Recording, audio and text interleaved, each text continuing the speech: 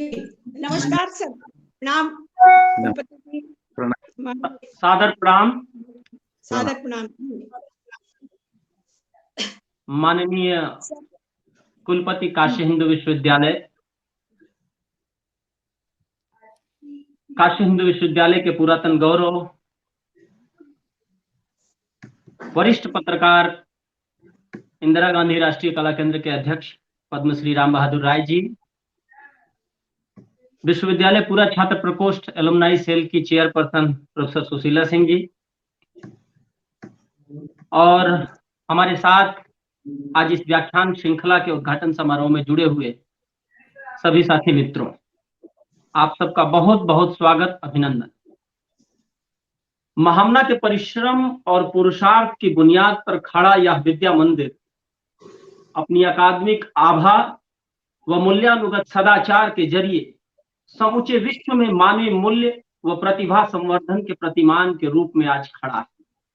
हमें याद होना चाहिए, स्मरण होना चाहिए कि काशी हिंदू विश्वविद्यालय दुनिया के तमाम ख्यातिलब्ध विश्वविद्यालयों से अपनी पूरी क्षमता में, अपनी पूरी संरचना में, अपने पूरे स्वरूप में काफी अलग है। महामना ने जिस आदर्श और संकल्प के साथ भावी भारत के निर्माण की आधारशिला काशी हिंदू विश्वविद्यालय के रूप में रखी, वह राष्ट्रीय पुनर्निर्माण के एक महत्वपूर्ण केंद्र के रूप में शताब्दी से दीप्यमान है। इस भाव को हम सभी विश्वविद्यालय के कुलगीत में वर्णित अक्षर अक्षर से अक्षरशः समझ सकते हैं। विश्वविद्यालय का छात्र होने के नाते, विश्वविद्यालय के पुरातन छात्र होने के नाते, महामना की तपनिष्ठा और फिर इस विश्वविद्यालय से जुड़ाव व जीवन की सार्थकता में जिन मूल्यों और आदर्शों ने यहाँ के पुरातन छात्रों को और उन आदर्शों को उनका कर्तव्य बोध कराया है, यहाँ से पढ़कर निकला प्रत्येक विद्यार्थी महामना की उसी आभा और तपनिष्ठा के साथ जुड़ करके उसे महसूस और आत्मसात करता है। आज हमारे साथ वरिष्ठ पत्रकार पद्मश्री राम बहादुर राय जी जुड़े हुए हैं। विश्वविद्यालय का एक कुलगीत की एक पंक्ति थी कि सत्य पहले फिर आत्मरक्षा, जिसे पूरे पत्रकारीय सरोकार के दौरान जिंदा रख, निश्चित तौर पर यह काशी विश्वविद्यालय से मिला हुआ संस्कार। विश्वविद्यालय के कुलगीत की यह पंक्ति जिसे महामना के अधिसंख्य मानस पुत्रों ने अपने सामाजिक जीवन और अपने पूरे सदाचरण का आधार बना लिया। आज जब विश्वविद्यालय अपने स्थापना के 105वें स्थापना वर्ष को मना रहा हो, तब राष्ट्रीय पुनर्निर्माण में अपनी भूमिका जिस तरीके से आज हम स्थापना व्याख्यान श्रृंखला शुरू करने जा रहे हैं, उसके जरिए विश्वविद्यालय की ऐतिहासिकता और उसकी पुरातन थाती को सजोने का यह प्रयास निश्चित तौर पे मैं यकीन के साथ कह सकता हूं कि संस्थागत मूल्य धर्मिता को समझने में मददगार होगा। मैं बड़े आदर के साथ बीएचयू एलुमनाई सेल की chairperson professor Sushila Singh madam से निवेदन करता हूं कि आप आज हमारे साथ जुड़े बतौर मुख्य वक्ता, बतौर अतिथि हमारे विश्वविद्यालय के पुरातन गौरव पद्मश्री राम बहादुर राय जी, और आज इस पूरे आयोजन के लिए आशीर्वचन देने और हमारा उत्साह वर्धन के लिए हमारे साथ जुड़े हुए हैं माननीय कुलपति महोदय। आप उनका स्वागत उद्बोधन करें। धन्यवाद धीरेन जी। भारत रत्न महामना पंडित मदन मोहन मालवीय जी को नमन करते हुए आज अलुमनाई सेल की ओर से और विश्वविद्यालय के परिवार की सभी सदस्यों की ओर से हमारे परम आदरणीय कुलपति प्रोफेसर भटनागर जी का हम हृदय से स्वागत करते हैं।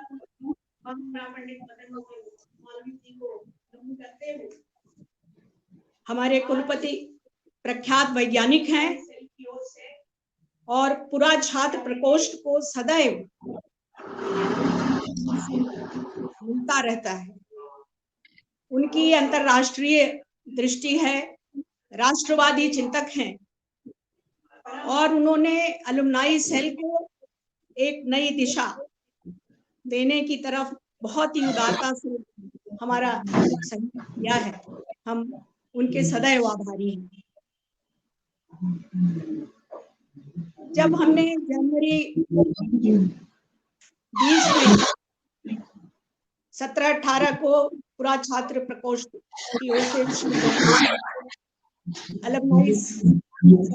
Alumni meet, international alumni meet बनाया था, तो उसमें एक बहुत ही सुखद आश्चर्य सामने आया, कम से कम हमारे लेवल पर भी। हमारे जो युवा छात्र थे और युवा शिक्षक थे, बहुत ही ऊर्जा के साथ जुड़ गए थे। और ये मैं सोचती हूँ कि महामना का आशीर्वाद ही है और हमारा विशेष महामना से निकले हुए हमारे अपने विशिष्ट छात्र पद्मश्री राम बहादुर राय जी, जो अध्यक्ष भी हैं इंदिरा गांधी कला केंद्र के, और हिंदी पत्रकारिता में उन्होंने देश को एक नई दिशा भी दी है। तो विश्वविद्यालय बहुत गौरवान्वित अनुभव करता है जब उनका अपना छात्र विश्वविद्यालय का संदेश लेकर देश सेवा में अग्रसर होता है। और आज विश्वविद्यालय के 105 वर्ष पूरे हो रहे हैं। आज का दिन 4 फरवरी का दिन भारत के इतिहास में एक क्रांतिकारी स्वर्णिम दिन है। एक युग की शुरुआत हुई, एक फ्यूचरिस्टिक एजुकेशन की भी शुरुआत हुई। आज ही के दिन महामना ने 4 फरवरी 1900 जब 20 में जब ये स्थापना हुई थी, उस दिन वसंत पंचमी का दिन था। तो ये पूरा का पूरा 4 फरवरी से लेके 16 फरवरी तक, जब इस वर्ष वसंत पंचमी का पर्व मनाया जाएगा और स्थापना पर्व भी उसके साथ चलता रहेगा, तो हम महामना को नमन करते हुए एक बार अपने को पुनः उनके ही दिखाए हुए मार्ग पर अपने को संकल्पित करते हैं और हमारे माननीय कुलपति जी के ही मार्ग निर्देश में पूरा का पूरा विश्वविद्यालय जुड़ा हुआ है। और बीएचयू कनेक्ट की एक विशेष आधारशिला भी एक यूनिट अलुमनाई सेल के अंदर उन्होंने रखी। और उनकी परिकल्पना ये है, वो स्वयं वैज्ञानिक हैं, आर्टिफिशियल इंटेलिजेंस से बहुत ही जुड़े हुए हैं। ये आर्टिफिशियल इंटेलिजेंस के क्षेत्र में ही एक क्रांतिकारी युग हमारे सामने आने जा रहा है।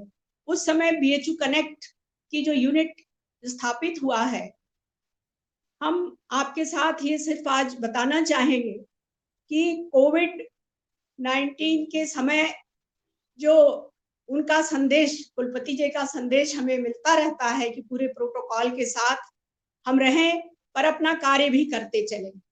तो अलुमनाई सेल की तरफ से, बीएचयू कनेक्ट की तरफ से बहुत से इंटरैक्टिव सेशंस आयोजित हुए, जिसमें न केवल अब हमारे देश के अपितु जो हमारे छात्र बाहर हैं और उनका बहुत ही योगदान रहा है महामना का संदेश पूरी दुनिया में ले जाने के लिए, उनसे भी जुड़ाव हुआ और बहुत ही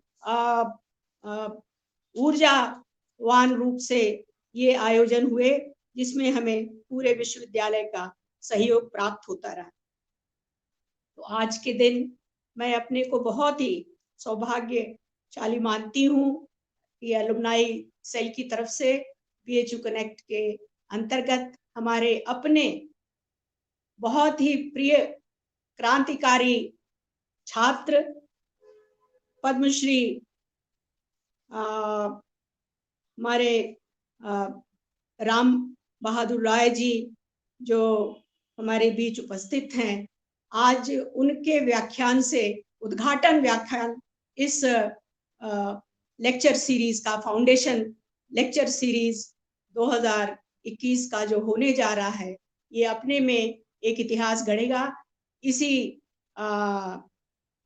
आशा के साथ पुनः अपने पूरा छात्र का बहुत ही स्वागत करती हूँ और हमारे कुलपति जी के मार्गदर्शन के लिए, उनके हमेशा बहुत ही उदार व्यक्ति हैं।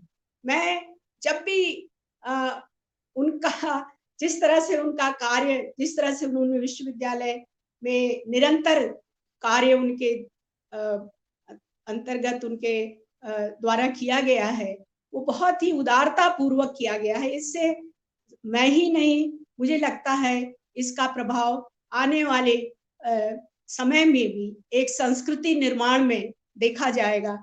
इन्हीं कुछ शब्दों के साथ एक बार मैं पुनः आप सबका स्वागत करती हूँ और बहुत ही धन्यवाद करती हूँ कि आज राय साहब हमारे साथ जुड़े हुए हैं और धीरेन्द्र जी जो इस BHU कनेक्ट के कोऑर्डिनेटर भी हैं, वो बहुत ही अथक परिश्रम करके सारी योजनाएं करते हैं और कार्यान्वित कर रहे हैं। उनको अपनी शुभेच्छा, अपनी शुभकामनाएं भी देती हूँ। आपका पुनः सभी का मैं स्वागत करती हूँ। धन्यवाद धीरेन्द्र जी। बहुत आभार मैम। हम वास्तव में आज अपने आप को गौरवान्वित महसूस कर रहे हैं। 1 वर्ष पूर्व जब माननीय कुलपति महोदय जी के साथ हम लोगों ने ये चर्चा की कि एलुमनाई सेल हम लोग कर रहे हैं और जिस तरीके की परिस्थितियां बनी हैं, जिस तरीके का आधार तैयार हो रहा है, आज जिस तरीके के संकट से हम लोग जूझ रहे हैं, उन परिस्थितियों में हम कुछ ऐसा कर सकते हैं जिससे हम अपने पुरातन विद्यार्थियों को जोड़ सकें। और उस सिलसिले में हम लोगों ने एलुमनाई कनेक्ट की स्थापना की और उसी दौरान हमारा BHU का एलुमनाई मीट 2 महीने पहले हुआ था और एक रिपोर्ट हम लोगों ने UGC को भेजी थी। बड़ा सुखद अनुभव हुआ जब ठीक 1 वर्ष बाद, जब 1 वर्ष पहले माननीय कुलपति के मार्गदर्शन में कुलपति जी ने ये कहा कि ठीक है एलुमनाई कनेक्ट आप शुरू करिए, और तब UGC से माननीय रजनीश जी जैन जी की एक चिट्ठी आई और 1 वर्ष बाद उस चिट्ठी में इस बात का जिक्र हुआ कि देश भर के सारे संस्थान, राज्य के जो विश्वविद्यालय हैं, जो केंद्रीय विश्वविद्यालय हैं, वो अपने यहाँ अपने संस्थान के नाम से एक एलुमनाई कनेक्ट शुरू करें। तो ये हमारे लिए अच्छा रहा कि काशी हिंदू विश्वविद्यालय जिस तरीके से राष्ट्रीय पुनर्निर्माण का एक महत्वपूर्ण केंद्र है, उसी तरीके से देश भर की तमाम नियामक संस्थाओं के लिए उनके फाइंडर के तौर पे खड़ा है और जो चीजें जहां से शुरू हो रही हैं उसके सोचने का काम, उसके प्रयोजन का कार्य काशी हिंदू विश्वविद्यालय में काफी पहले से शुरू हो चुका होता है। तो यह निश्चित तौर पे महामना की तपनिष्ठा का ही आभा है।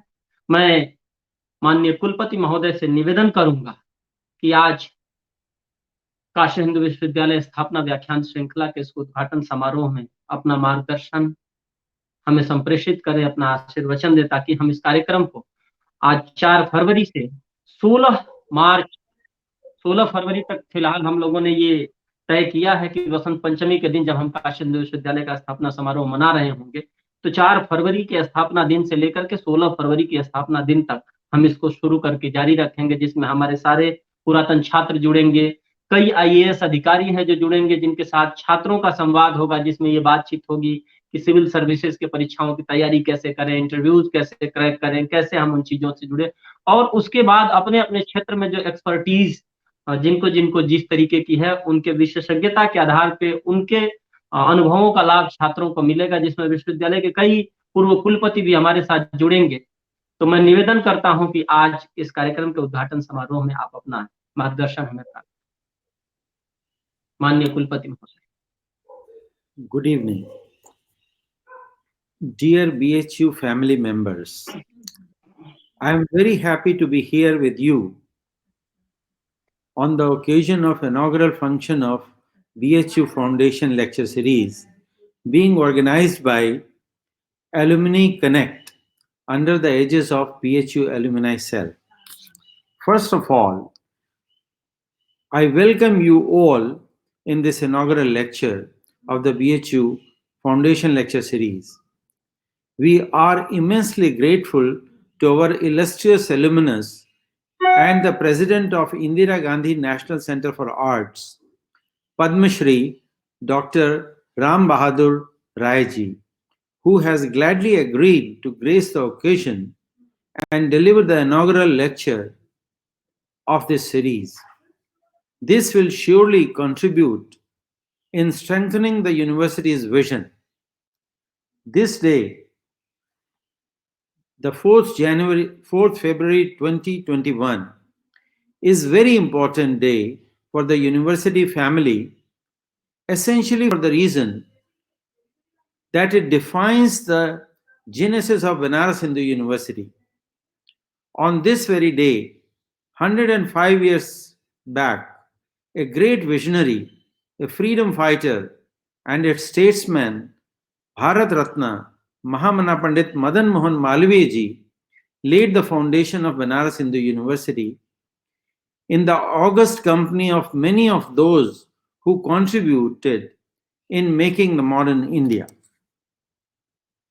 A man of manifold character, Malviya ji had a great determination towards education, social reforms, and national building, which led him to establish this great university. Mahatma ji was not only one of the greatest leaders of our freedom struggle, but he also shaped the values and ideas of modern India. He has been remembered and revered for his courage and belief in his grand vision of creating this capital of knowledge. We all feel immense pride to be associated with the university and to serve for the nation building. His legacy is best answered and strengthened by the reverence we owe him merely by associating ourselves with him. Today, Banaras Hindu University is one of the premier institutions in the country, and it has become possible only because Mahamana ji envisioned the youth of India to be benefited from an integrated education that blended the best of Indian values with the modern scientific ideas of the West. While establishing this tapasthali, Mahamana ji said, and I quote, "It is my earnest hope and prayer that this center of the life and light which is coming into existence will produce students who will not only be intellectually equal to the best of their fellow students in the other parts of the world, but will also live a noble life, love their country, and to be loyal to the supreme ruler." I believe that the BHU Foundation lecture series will prove to be a very enthusiastic way to learn about the multifaceted genius of Mahamana through the words of our alumni.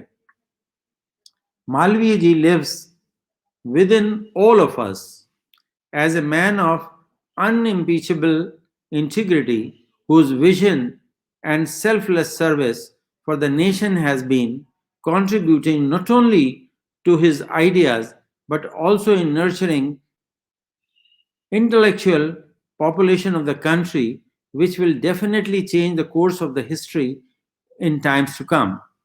With these words, I would like to congratulate all who are associated with the organization of this event, and I wish the very best for the grand success of the program. Thank you very much. Namaskar.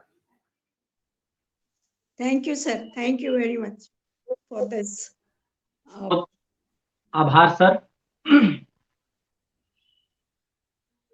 जब कार्यक्रम की रूपरेखा आदरणीय बाबूजी ने पूछी थी हमसे कि धीरेन्द्र कार्यक्रम का स्वरूप क्या होगा, जब हम लोग इस बात की चर्चा कर रहे थे, सुशीला सिंह मैम थी,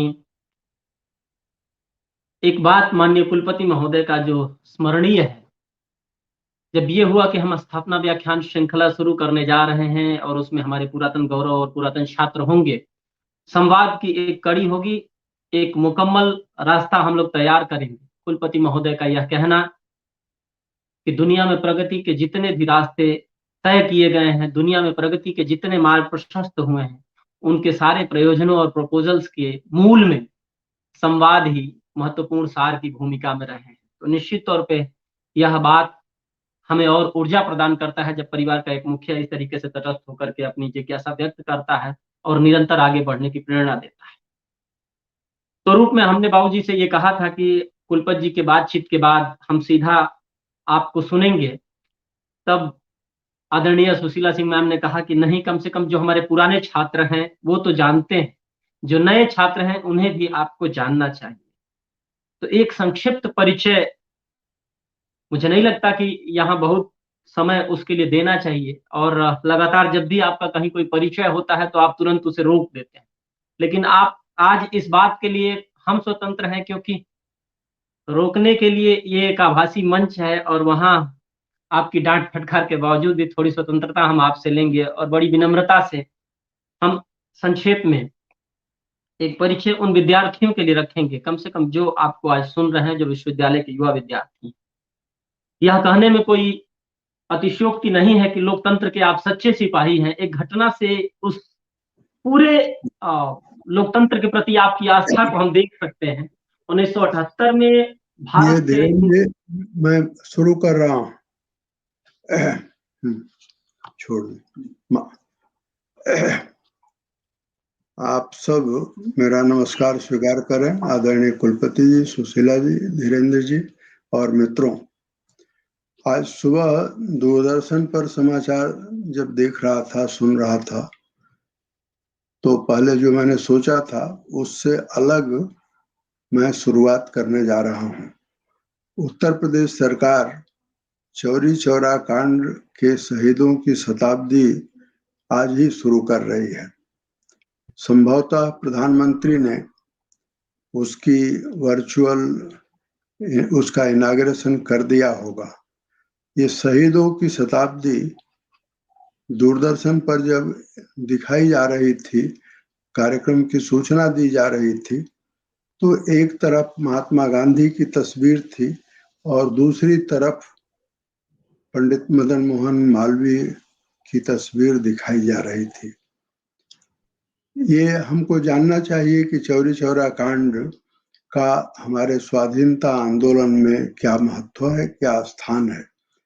महात्मा गांधी ने सविनय अवज्ञा आंदोलन छेड़ने की सूचना उस समय के वायसराय को दी थी और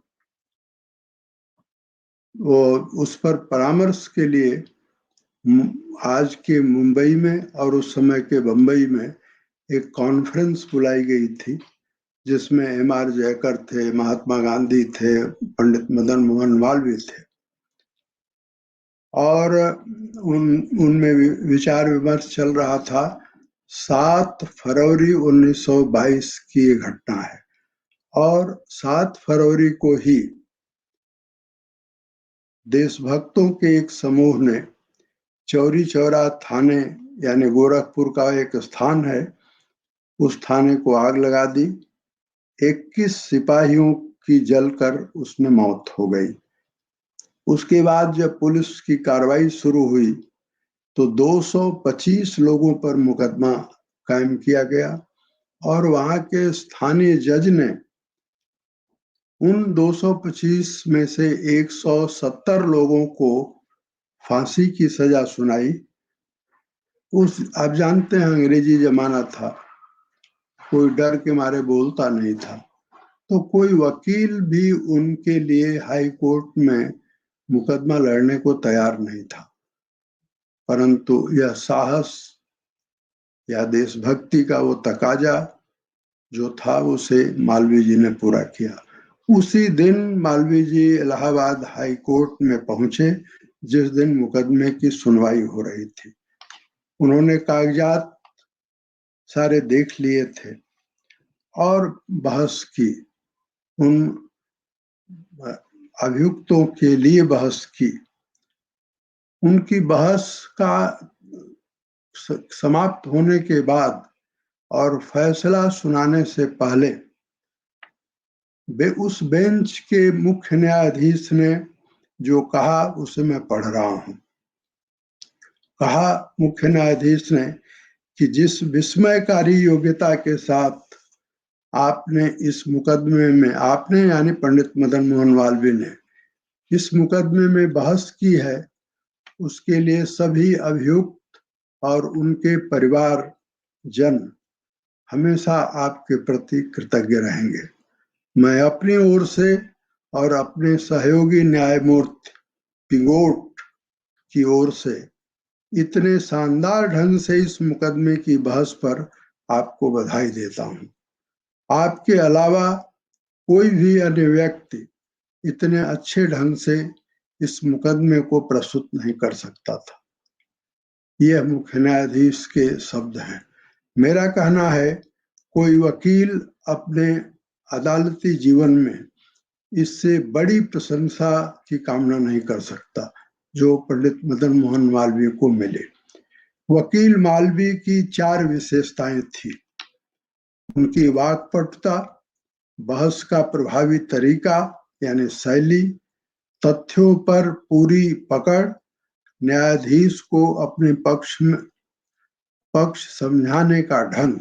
ये जो 4 बातें उनमें थी, उसी के कारण 1911 में जब उन्होंने वकालत छोड़ी काशी हिंदू विश्वविद्यालय बनाने के लिए, तो उस समय इलाहाबाद हाई कोर्ट के जो 2 सबसे बड़े वकील थे, उसमें एक पंडित मोतीलाल नेहरू थे तो दूसरे मदन मोहन मालवीय थे।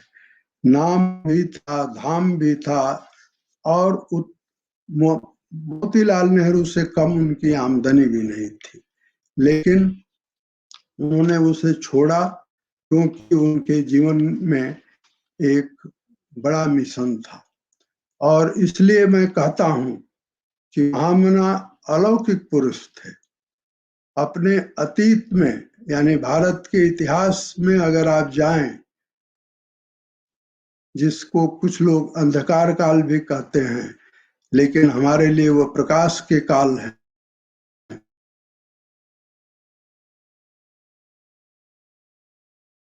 तो वे जन्म से ही ज्ञानी थे।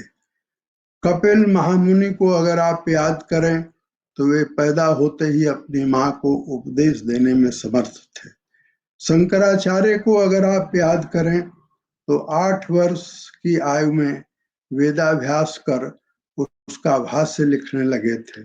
उसी कोर्ट में काशी हिंदू विश्वविद्यालय के संस्थापक पंडित मदन मोहन मालवीय। तो ऐश्वर्य का जीवन तो जीते, लेकिन फिर उनका मिशन पीछे छूट जाता। उनकी विशेषता थी, उन्होंने ऐश्वर्य छोड़ा, और जब उन्होंने वकालत छोड़ी तो गोपाल कृष्ण गोखले, तेज बहादुर सप्रू, ऐसे लोगों ने उनके वकालत छोड़ने को देशभक्ति का एक नया प्रमाण माना। और उस पंडित मदन मोहन मालवीय को हर प्रकार से हम कह सकते हैं कि वे महामना थे। राष्ट्रपिता महात्मा गांधी ने एक बार 3 महापुरुषों के बारे में अपना अनुभव प्रकट किया, उसे लिखा भी। क्या लिखा? उन्होंने कहा कि मैंने लोकमान्य तिलक को हिमालय सरीखा ऊंचा पाया। मैंने सोचा, यानी महात्मा गांधी कह रहे हैं, मैंने सोचा इतनी ऊंचाई को पाना मेरे लिए संभव नहीं है। मैं तब गोपाल कृष्ण गोखले जी के पास गया। वे मुझे गहरे सागर की भांति लगे। मुझे लगा मैं इतने गहरे में प्रवेश नहीं कर सकता। अंत में मैं मालवीय जी के पास पहुंचा। वे मुझे जलधारा जैसे पवित्र लगे। मैंने उस पवित्र जलधारा से अपने शुद्धिकरण का निश्चय किया। मालवीय और महात्मा गांधी के ये थे अंतर संबंध, और ये अंतर संबंध एक दिन में नहीं बने।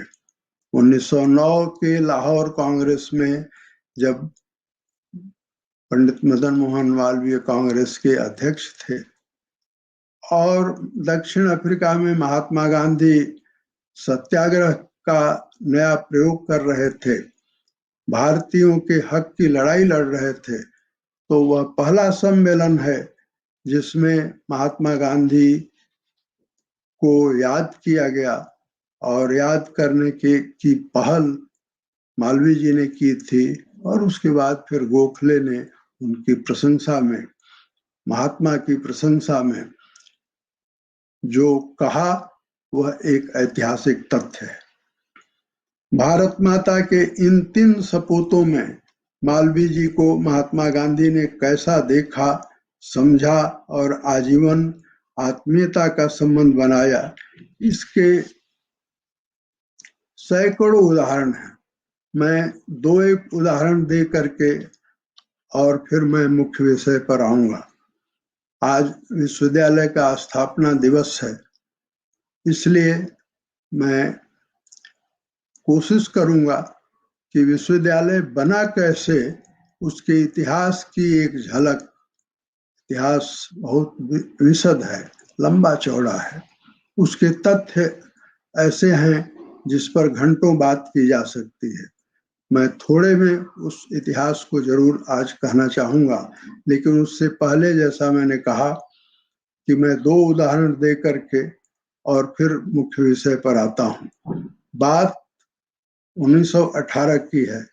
महामना दूसरी बार कांग्रेस के अध्यक्ष बनाए गए थे और गांधी जी ने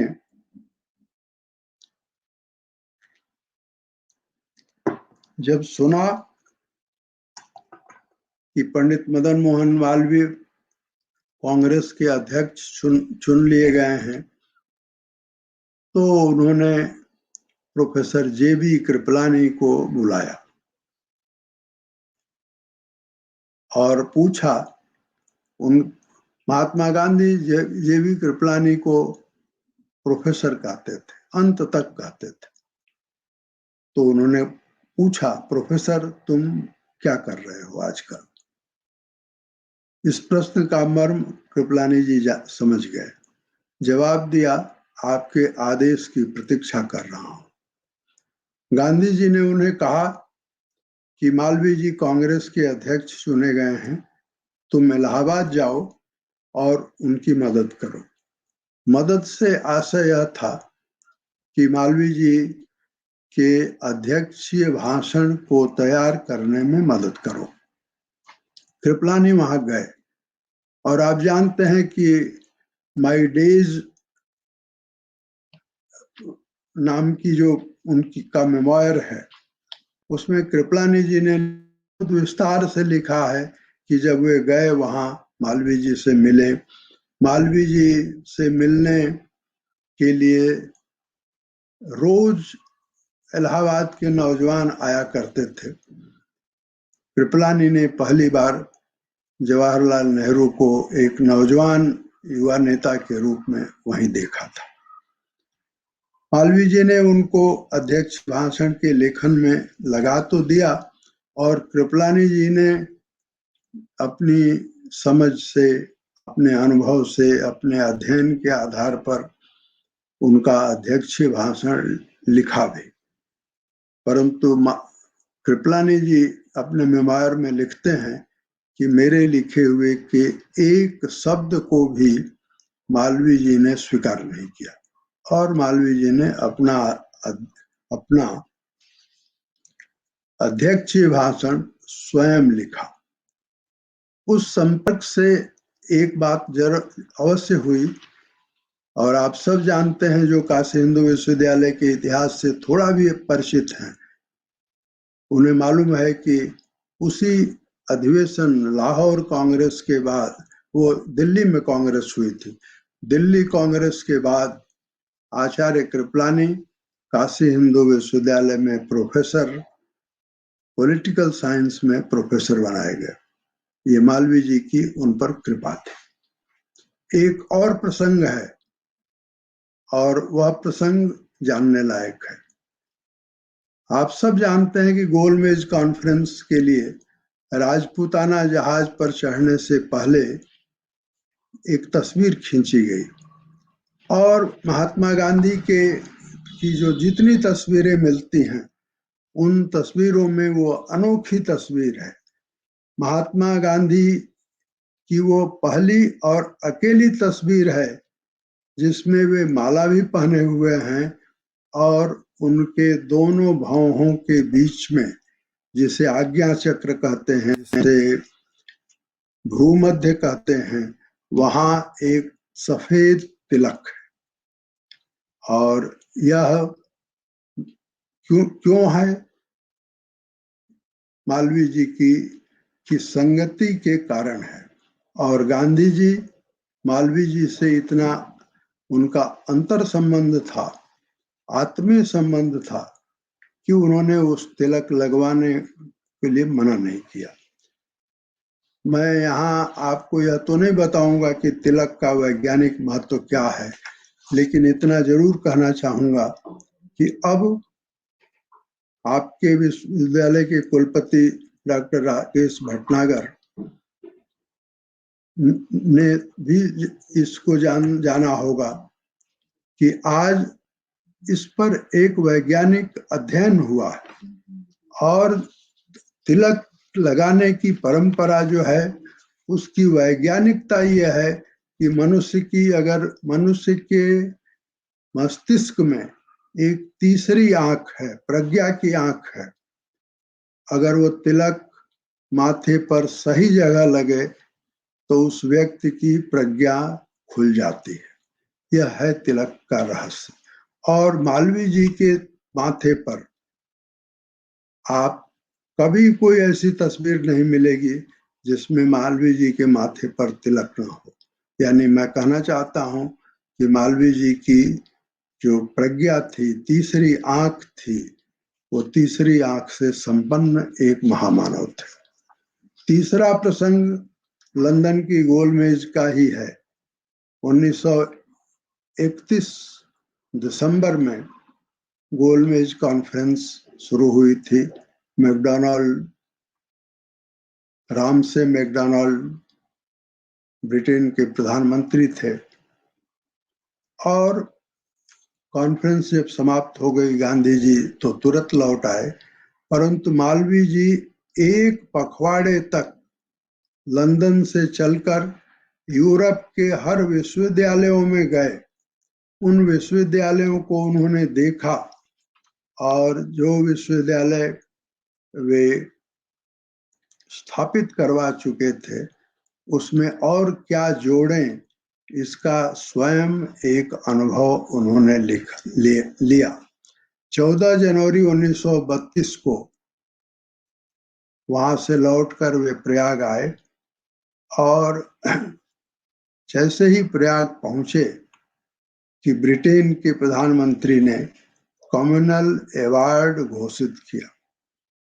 और आप जानते हैं कि कम्युनल अवार्ड के बारे में गांधी जी ने बहुत पहले ही लंदन से लौटते हुए ये घोषणा कर दी थी कि अगर ये घोषित किया गया तो मैं जान की बाजी लगाकर इसको रोकने की कोशिश करूंगा। मालवीय जी तुरंत प्रयाग से मुंबई पहुंचे और एक तरफ महात्मा गांधी आगा खां के महल में, जेल में आमरण अनशन पर चले गए, तो दूसरी तरफ महामना बंबई पहुंचकर उन्होंने देश भर के बड़े नेताओं को बुलाया। उनकी पहली चिंता थी कि महात्मा गांधी की जान बचानी है और इसलिए मालवीय जी के प्रयास से तेज बहादुर सप्रू, मुकुंद राव जयकर, MC राजा, उन दिनों अनुसूचित जाति के सबसे बड़े नेता MC राजा होते थे। चक्रवर्ती राजगोपालाचारी, डॉक्टर राजेंद्र प्रसाद, घनश्याम दास बिरला और डॉक्टर अंबेडकर, ये सब इकट्ठे हुए। लंबी बातचीत हुई और मालवीय जी के प्रयास से वे सब सहमत हुए और एक समझौता हुआ जिसे पूना पैक्ट के नाम से हम जानते हैं। उस समझौते की सूचना मालवीय जी ने ब्रिटेन में प्रधानमंत्री को भिजवाई। प्रधानमंत्री का मंत्रिमंडल बैठा और उस पुणे पैक्ट को स्वीकार किया गया। महात्मा गांधी का जीवन बच सका। एक प्रसंग मैंने आपको एक प्रयोजन से बताया है। महामना का पराधीन भारत के नेतृत्व समूह में जो स्थान था, मैं कह सकता हूं कि अगर आपने मेहराब देखा हो तो मेहराब के बीच की ईंट जो होती है, अगर उस ईंट को खिसका दीजिए तो मेहराब ध्वस्त हो जाता है। मदन मोहन मालवीय भारत की राजनीति में उस समय मेहराब की उस बीच की ईंट थे और उनके बगैर स्वाधीनता संग्राम का वह दौर अधूरा था। वास्तव में ही ऐसा सार्वजनिक जीवन उन्होंने जिया, उसके लिए वे जाने जाते थे। ऐसे घोर संग्राम की परिस्थिति में मालवीय जी की ये कल्पना कि मुझे एक आवासीय विश्वविद्यालय बनाना है, आज किसी को भले न चौंकाएं,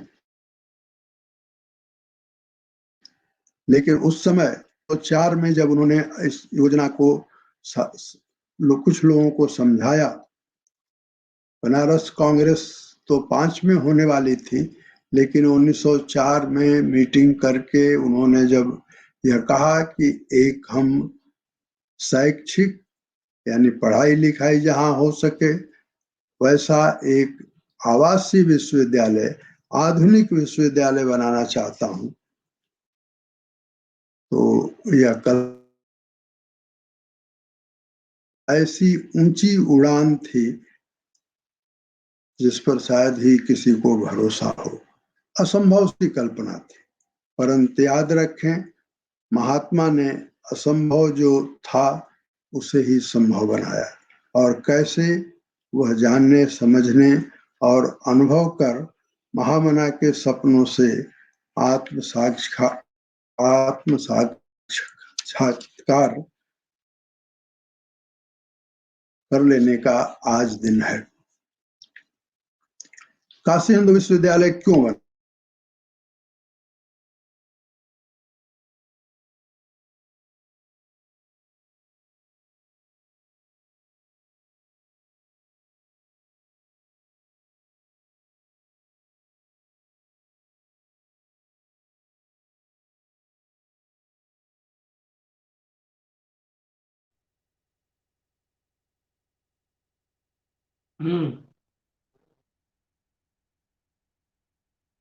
जहां जब वो थे, जब विश्वविद्यालय में तो पराधीन भारत की दुर्दशा भी उनके साथ।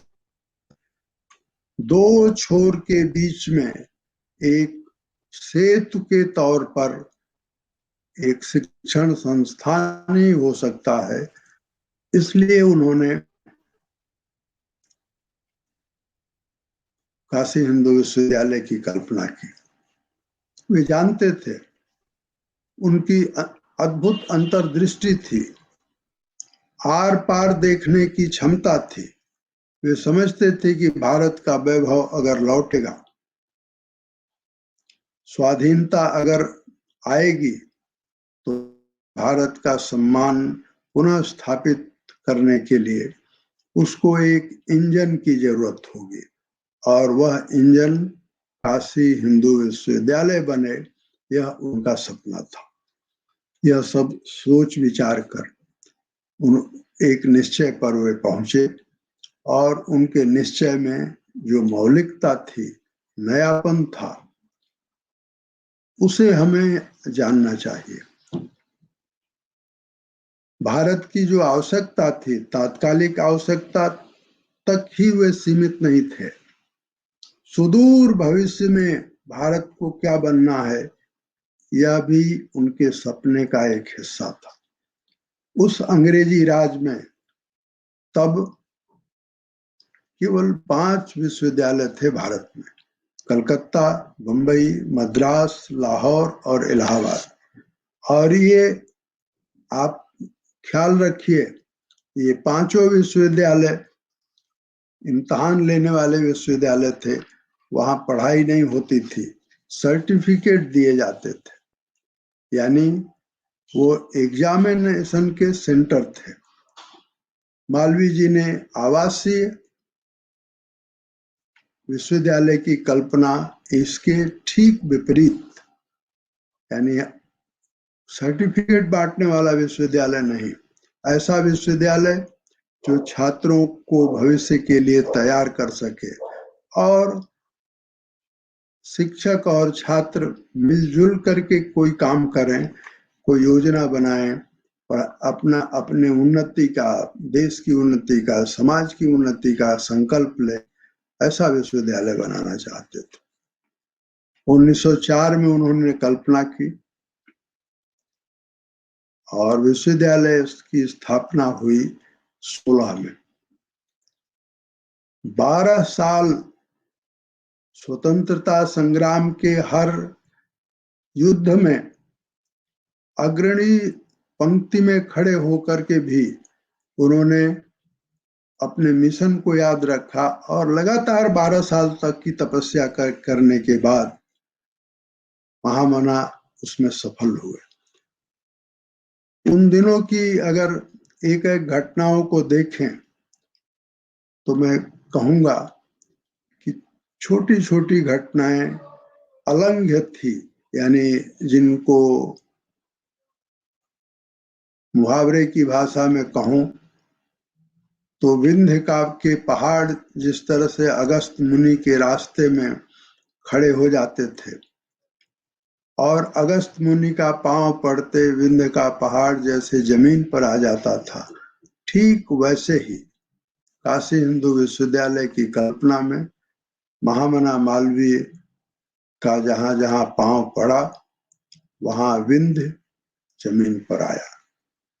पहाड़ झुककर उन्हें रास्ता दे रहा था। इतनी विषम परिस्थिति थी जिसकी के बारे में अब कुछ रिसर्च भी हुआ है, कई किताबें भी आई हैं। उस समय का गवर्नर जनरल, उस समय का उत्तर प्रदेश का गवर्नर, उत्तर प्रदेश का लेफ्टिनेंट गवर्नर, उत्तर प्रदेश के कलेक्टर, कमिश्नर, वे सब राजा और महाराजाओं को समझाते थे कि मालवीय जी को कोई सहयोग मत करो। इस विपरीत परिस्थिति में भी मालवीय जी अपने निश्चय से पीछे नहीं हटे। 1904 में जैसा मैंने कहा, उन्होंने विश्वविद्यालय की कल्पना प्रस्तुत की और सब लोग जानते हैं कि बनारस के मिंट हाउस में पहली मीटिंग हुई, जिस मीटिंग की अध्यक्षता उस समय के काशी नरेश प्रभु नारायण सिंह ने की। उस मीटिंग ने मालवीय जी का समर्थन किया। जिसने महामना की योजना सुनी वह सहमत हुआ, लेकिन अंग्रेजी सरकार, जैसा मैंने कहा, विरोध में थी। महामना तो महामना ही थे। देर लगी, लेकिन गवर्नर जनरल से लेकर कलेक्टर तक को समझाने में महामना समर्थ हुए।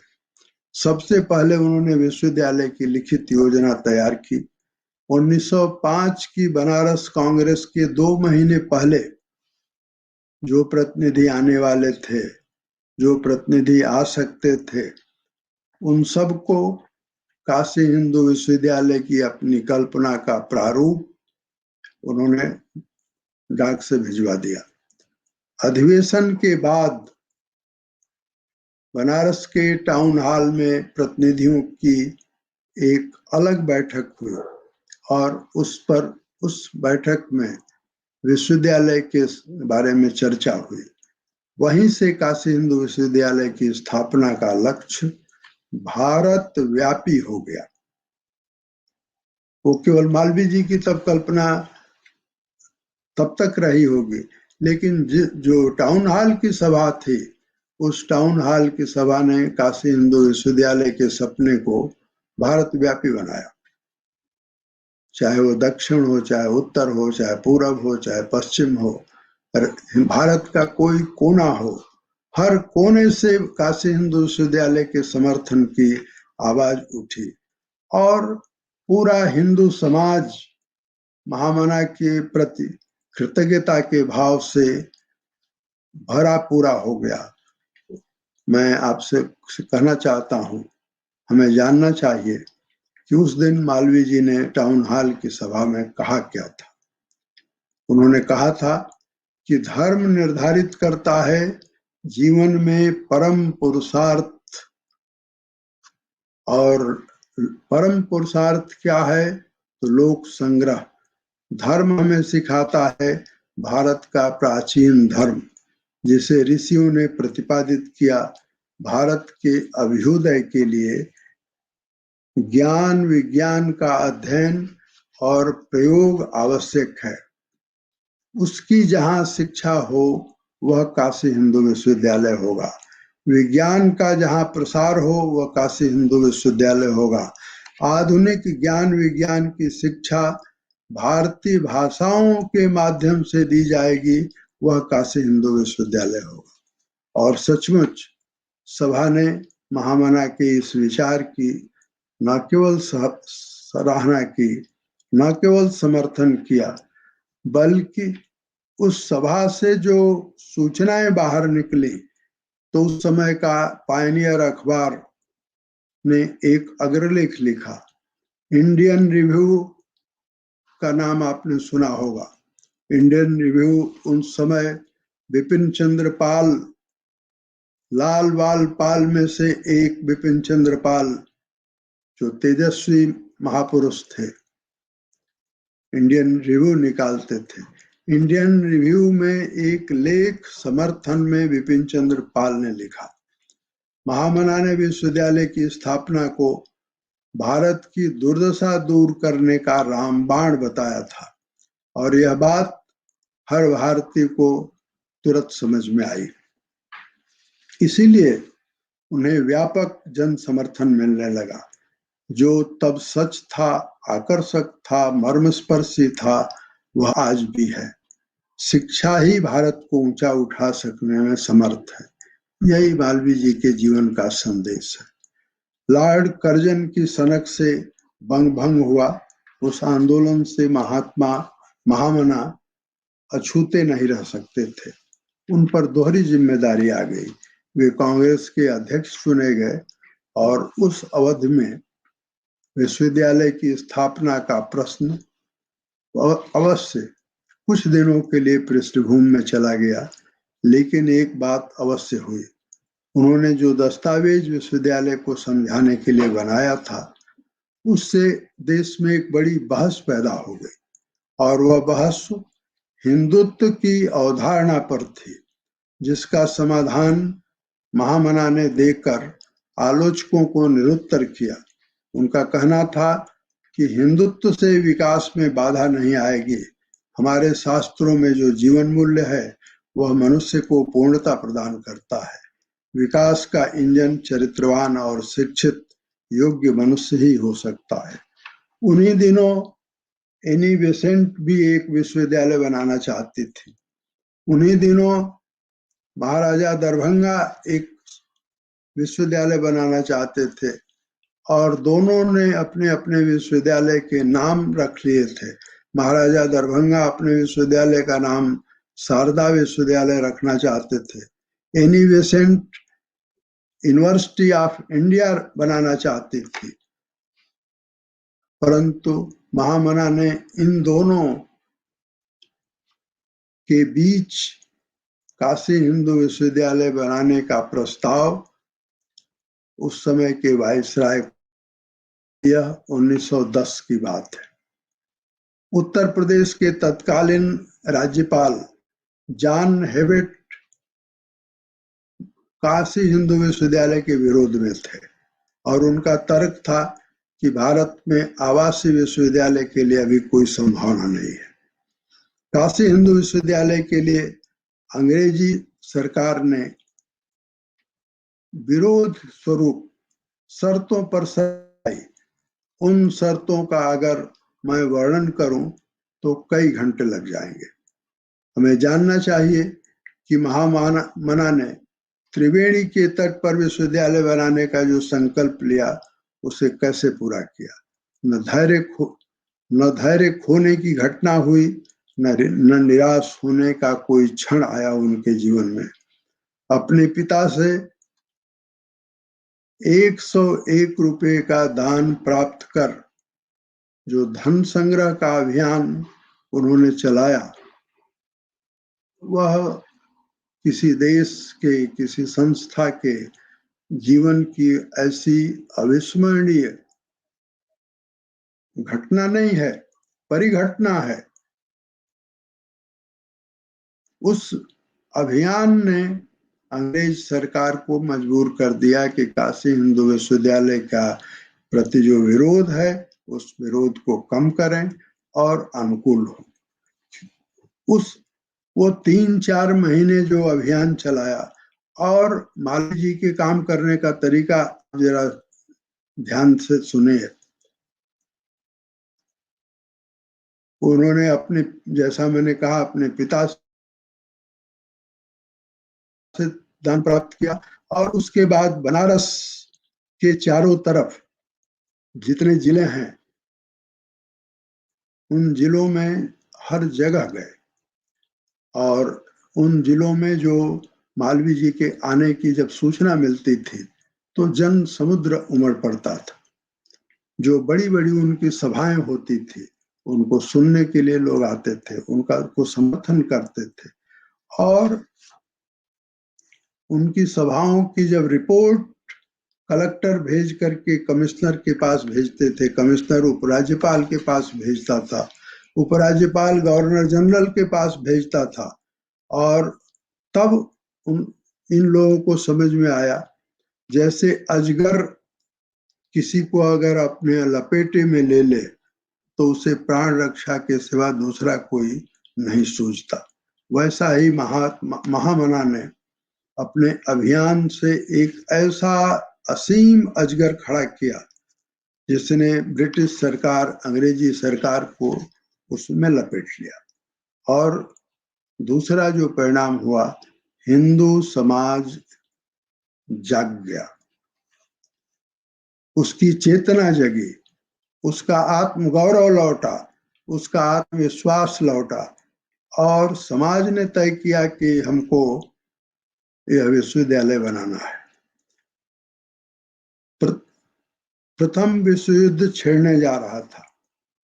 प्रथम विश्व युद्ध ने जो परिस्थिति पैदा की उसने भी अंग्रेज सरकार को मजबूर किया और उसके सामने अब प्रश्न था कि क्या हिंदू समाज को नाराज करके हम यहाँ 1 मिनट भी टिक सकते हैं। इसी सवाल ने अंग्रेज शासन को, अंग्रेजी सरकार को, उस समय के अफसरों को, गवर्नर को, वाइसराय तक को, सबको उस पुनर्विचार के लिए मजबूर किया। और दूसरी तरफ एनी बेसेंट जो थियोसॉफिकल लीडर थी, हिंदुत्व के प्रति भी उनके मन में प्रेम था, सेंट्रल हिंदू कॉलेज बनाया भी था, लेकिन थियोसॉफिकल सोसाइटी में बनारस हिंदू विश्वविद्यालय के बारे में अनेक ऐसे भी किस्से चलते हैं जिनका सत्य से कोई लेना देना नहीं। बहुत लोग मानते हैं कि एनी बेसेंट ने अपनी स्वेच्छा से सेंट्रल हिंदू स्कूल मालवीय जी को सौंप दिया। सच ये नहीं है। ऐतिहासिक तथ्य यह है कि थियोसॉफिकल सोसाइटी में एनी बेसेंट अकेली पड़ गई।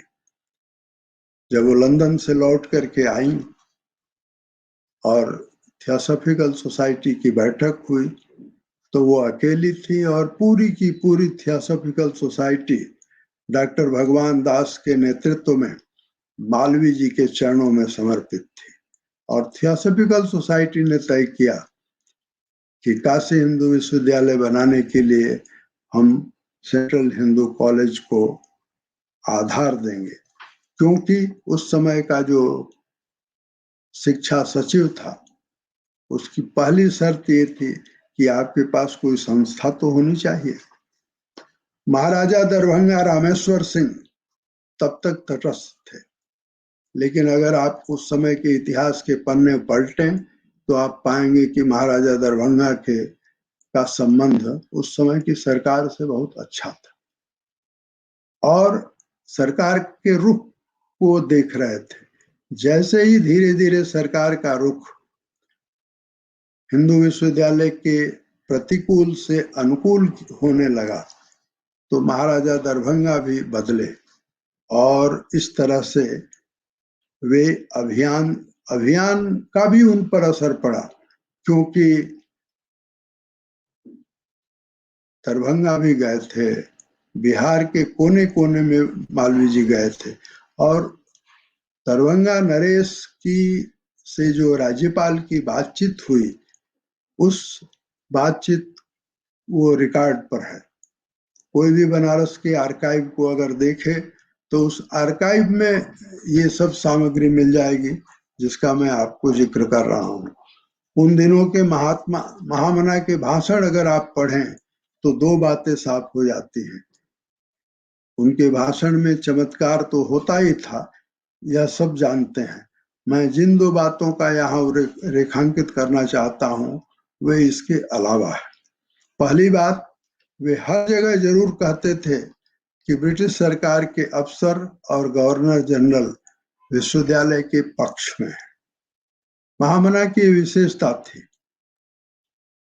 जो विरोध में हो सकते थे, जो विरोध में थे, वे जानते थे कि विरोध में है, लेकिन हर सभा में उन्होंने कहा कि पूरी सरकार विश्वविद्यालय के पक्ष में है। और दूसरी बात उन्होंने कही कि विश्वविद्यालय से भारत का पुनः उदय होगा, यानी काशी हिंदू विश्वविद्यालय पराधीन भारत में भारत के उदय की वो स्थली बनने के लिए बनाया था और स्वाधीन भारत में उन्नत भारत, दुनिया के अगुआ भारत का अगर कोई रोल अदा होना है तो वो बनारस हिंदू विश्वविद्यालय के कैंपस से होगा। महामना ने अपना अभियान बनारस से, जैसा मैंने कहा, शुरू किया और पड़ोसी जिलों से का पूरी परिक्रमा की और वहां से फिर वे देशव्यापी अभियान पर निकले। बनारस का तब कमिश्नर होता था H.B. लोवेट। H.B. लोवेट की रिपोर्ट आप पढ़िए, रिपोर्ट रोचक है वह। और यह भी मैं कहूंगा कि लोवेट ईमानदार व्यक्ति था। उसने अपनी रिपोर्ट में ईमानदारी से लिखा और वो अपने आला अफसरों को बता रहा है कि काशी हिंदू विश्वविद्यालय के लिए जनमत इतना जबरदस्त है कि हम अब उसकी उपेक्षा नहीं कर सकते।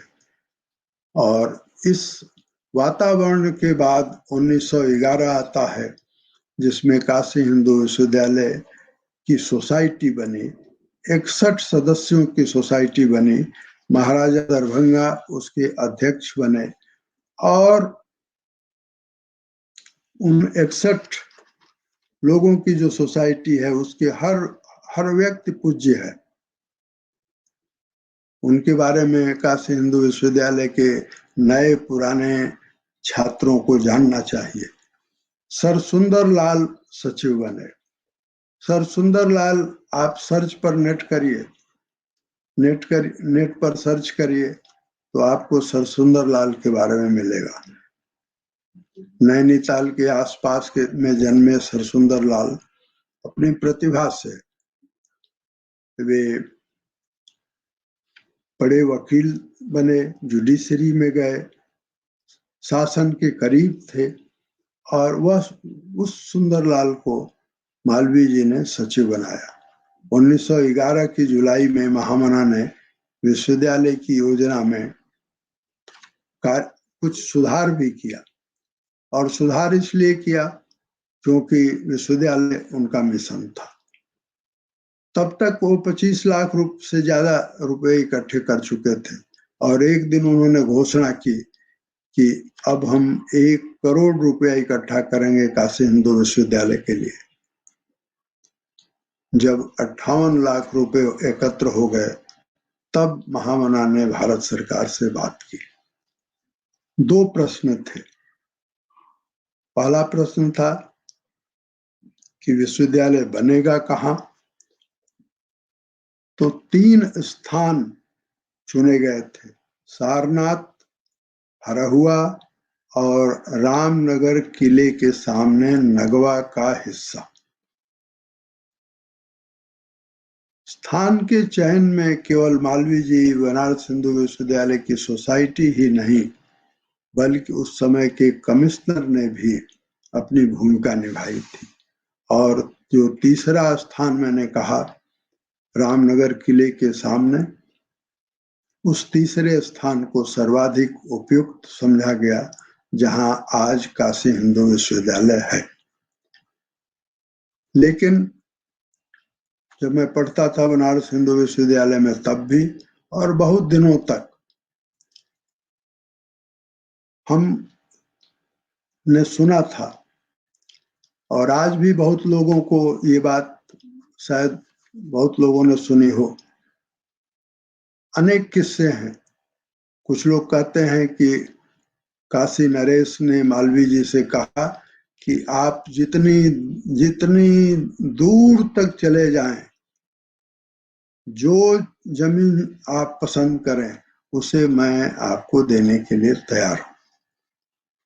ये ऐतिहासिक रूप से गलत है। सच यह है, इसके किस्से भी हों, लेकिन सच यह है कि उत्तर प्रदेश के गवर्नर जेम्स मेस्टन ने चीफ सेक्रेटरी उस समय जो था उसको लिखा कि बनारस के कलेक्टर को कहो कि नगवा के पास जाकर विश्वविद्यालय की जमीन के अधिग्रहण और उसकी कीमत का आकलन कराए। तो बाकायदे लैंड एक्विजिशन एक्ट के तहत कलेक्टर के रिपोर्ट के बाद फिर लैंड एक्विजिशन की बाकायदे प्रक्रिया चली और उस प्रक्रिया में विश्वविद्यालय की सोसाइटी ने 5,23,662 रुपए में जो जमीन खरीदी वह 1250 एकड़ थी और उस जमीन पर वो विश्वविद्यालय बना। मैंने आपसे कहा कि प्रथम विश्व युद्ध छिड़ने जा रहा था। 1914 में विश्व युद्ध छिड़ गया था। भारत की अंग्रेज सरकार नरम पड़ गई थी। राज्यपाल, गवर्नर जनरल और उस स्तर के अफसर भी। उन दिनों की अगर आप विश्वविद्यालय निर्माण की प्रक्रिया की डायरियां देखें तो आपको हैरानी होगी। मालवीय जी अफसरों के पास नहीं जा रहे हैं, सरकार खुद चलकर आ रही है, अफसर खुद चल करके आ रहे हैं और उनसे बात कर रहे हैं और इस तरह से। और मालवीय जी स्वयं भी उन दिनों सेंट्रल लेजिस्लेटिव काउंसिल में थे। अंततः 22 मार्च 1915 को काशी हिंदू विश्वविद्यालय का बिल हरकोर्ट बटलर, जो उस समय के शिक्षा सचिव थे, उन्होंने पेश किया। लेजिस्लेटिव काउंसिल में महामना के 2 भाषण हैं।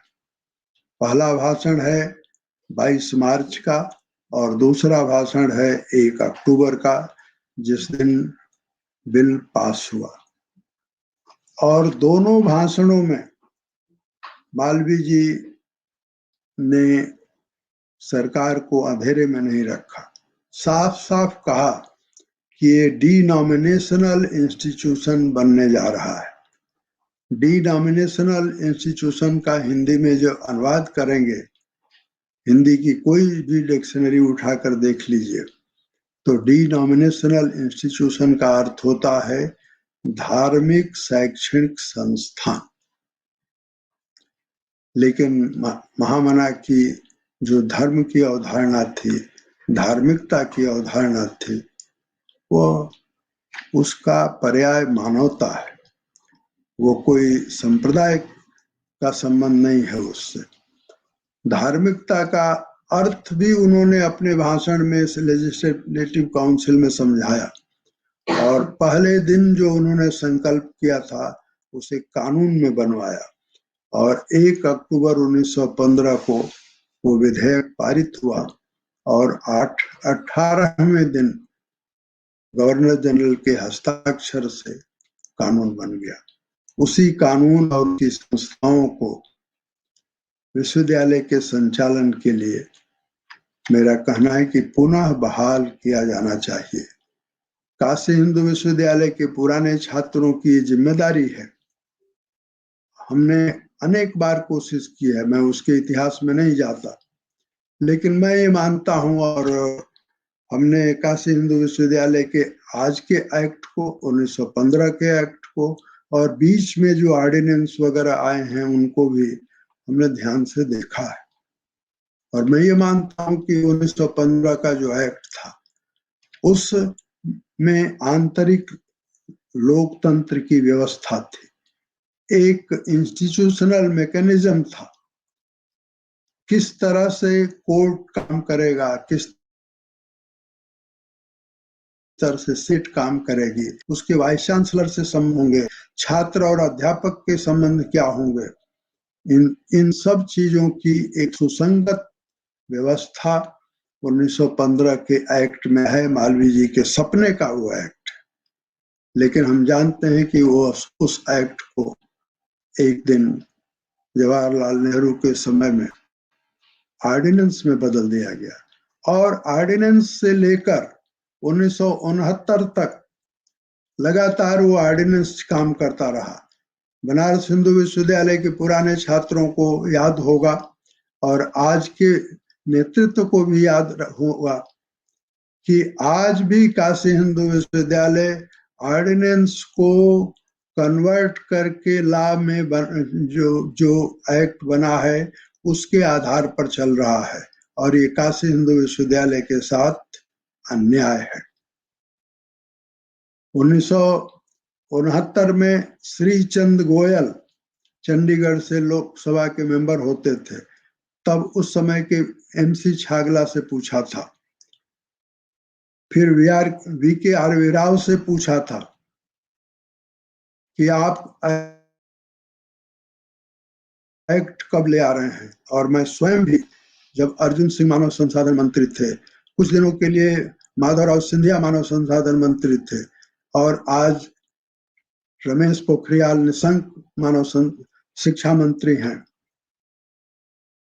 इन सब से मैं ये कहता रहा हूं और आगे भी कहता रहूंगा कि काशी हिंदू विश्वविद्यालय का जो उसका पुराना एक्ट है उसे आप पहले दीजिए, और मैं इस अवसर पर इससे ज्यादा कुछ कहने की जरूरत नहीं समझता हूं, लेकिन मैं ये जरूर कहना चाहूंगा कि काशी हिंदू विश्वविद्यालय का वह एक्ट आना चाहिए वापस जिसे मालवीय जी ने बनवाया था। उसमें कुछ संशोधन की जरूरत हो तो संशोधन भी हो, लेकिन अभी तो ऑर्डिनेंस को कन्वर्ट करके जो एक्ट जिससे विश्वविद्यालय चल रहा है वह विश्वविद्यालय की गरिमा के खिलाफ। विश्वविद्यालय की स्थापना आज 4 फरवरी है, 4 फरवरी को उसकी स्थापना 1916 में हुई, लेकिन सुशीला सिंह जी कह रही थी कि उस दिन वसंत पंचमी थी। मैं आपको सूचना देना चाहता हूं कि वसंत पंचमी 1916 में 8 फरवरी को थी, 4 फरवरी को वसंत पंचमी नहीं थी। हाँ, ये बात जरूर है कि काशी हिंदू विश्वविद्यालय की स्थापना का जो समारोह है वो 1 पखवाड़े पहले पूजा पाठ वेद यज्ञ, वो एक लंबा इतिहास है। उस इतिहास को अगर आप में से किसी की भी रुचि हो तो सोम स्कंदन की जो छोटी सी किताब है विश्वविद्यालय के इतिहास की, उसको आप पलटेंगे तो उसमें सारी डिटेल सूचनाएं हैं। सोम स्कंदन जी जब हम लोग पढ़ते थे तब डिप्टी रजिस्ट्रार हुआ करते थे। विश्वविद्यालय की स्थापना 4 फरवरी को डेट इसलिए तय हुई क्योंकि लॉर्ड हार्डिंज जो धीरे धीरे मालवीय जी के दोस्त भी बन गए थे, मालवीय जी के प्रशंसक भी बन गए थे, वे दूसरे किसी तारीख को उपलब्ध नहीं थे, इसलिए 4 फरवरी को स्थापना का समारोह मनाया गया और वह समारोह 1 पखवाड़े तक चला है। 8 फरवरी को वो पूरा हुआ। सोम स्कंदन की जो छोटी सी किताब जिसका जिक्र मैंने किया, उसको अगर आप देखें तो उसमें सारे तथ्य हैं, क्या लिखा गया, कैसे समारोह हुआ और वो कितना भव्य समारोह था, इसके बारे में हम आगे बात करेंगे। जब मैं पढ़ता था तो काशी हिंदू विश्वविद्यालय की लाइब्रेरी में एक छोटी किताब होती थी, लेह रेनॉल्ड की वो पुस्तक है, काशी हिंदू विश्वविद्यालय के प्रारंभिक दिन, अंग्रेजी में वो पुस्तक है। उसमें उन दिनों के तमाम तथ्य हैं, कुछ किस्से भी हैं, कहानियां भी हैं, लेकिन उसमें कुछ और भी तथ्य हैं। लेकिन अब अगर विश्वविद्यालय के इतिहास पर कोई अच्छी किताब खोजें तो मैं कहूँगा कि काशी हिंदू विश्वविद्यालय के इतिहास विभाग के से रिटायर हुए डॉक्टर जगन्नाथ प्रसाद की जो पुस्तक है उसमें ज्यादा रिसर्च है। एक प्रसिद्ध साहित्यकार थे राम नरेश त्रिपाठी, हो सकता है आप में बहुत लोग उनको जानते हो। उन्होंने एक बार महामना से पूछा कि आपको तो बहुत से वायसरायों से मिलने का मौका मिला, आप यह बताइए कि सबसे शुद्ध हृदय का वायसराय कौन था। महामना ने तत्काल कहा लॉर्ड हार्डिंज। लेकिन ये महामना ने क्यों कहा? क्योंकि वो ऐसा विश्वास करते थे। परंतु ऐसा नहीं है कि लॉर्ड हार्डिंज शुरू से महामना के दोस्त हों। महामना जब लॉर्ड हार्डिंज से पहली बार मिले तो वायसराय के मन में बड़ी शिकवा थी, शिकायत थी और शिकायतों का अंबार था मालवीय के खिलाफ हार्डिंज के पास। और पूछा भी कि मेरे पास आपके बारे में बहुत शिकायतें पहुंची हैं, आप सरकार के विरोधी हैं, चुपचाप आप गुप्त रूप से विरोध करते हैं। मालवीय जी ने जो लॉर्ड हार्डिंज को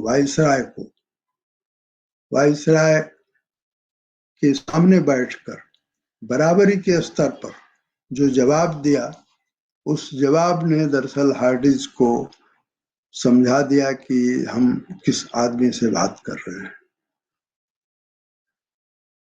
महामना ने वायसराय से कहा कि मेरे लेख आप पढ़िए, मेरे भाषणों को आप पढ़िए, आपको समय न मिले तो किसी अफसर को लगाइए, वो पढ़े, उसकी जांच करे और मेरे लेखों में, मेरे भाषणों में कहीं भी किसी भी किसी जगह अंग्रेजों के प्रति घृणा का एक शब्द भी मिले तो मैं क्षमा मांग लूंगा।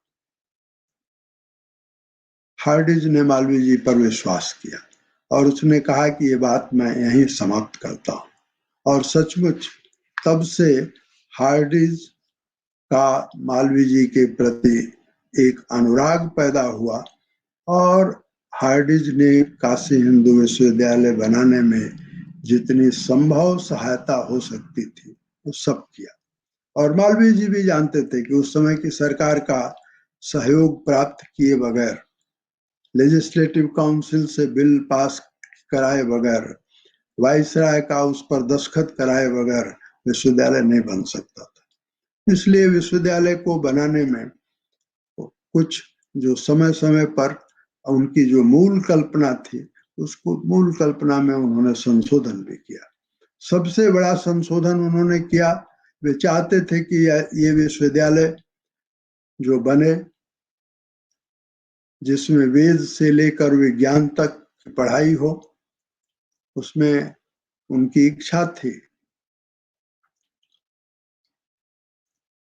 कि पूरी पढ़ाई भारतीय भाषाओं में हो, लेकिन उस समय की सरकार इसके लिए तैयार नहीं हुई। मालवीय जी ने इसको प्रतिष्ठा का सवाल नहीं बनाया और मालवीय जी ने फिर विश्वविद्यालय की स्थापना समारोह में हार्डिंज मुख्य अतिथि बने, ये उन्होंने सोचा और हार्डिंज ने भी माना। हार्डिंज का कार्यकाल समाप्त हो रहा था, मार्च में वे जाने वाले थे, लेकिन उससे पहले मुख्य अतिथि होकर के आए और उस समारोह की जो भव्यता थी उसकी तुलना हार्डिंज ने स्वयं अपने शब्दों में की कि 1911 में जो दिल्ली में दरबार हुआ था, कलकत्ता से जब दिल्ली राजधानी आई थी और दरबार आयोजित हुआ था, हार्डिंज ने माना कि बनारस समारोह दिल्ली के दरबार से बड़ा था। उत्साह था लोगों के मन में, जन समर्थन था और भव्य था। महामाया के व्यक्तित्व में जहां आत्मविश्वास की दृढ़ता थी, वहीं मैं मानता हूं कि परिस्थितियों को अपने अनुकूल बना लेने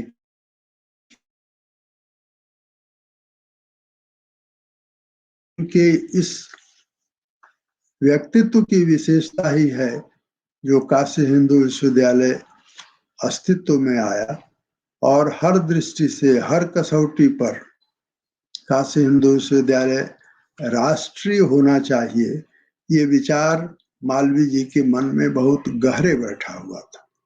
वो कोई स्थानीय या बनारस के आसपास का विश्वविद्यालय नहीं बनाना चाहते थे, वे दुनिया का एक अप्रतिम विश्वविद्यालय बनाना चाहते थे जो भारत का विश्वविद्यालय, राष्ट्रीय विश्वविद्यालय हो और दुनिया में जिसका नाम हो।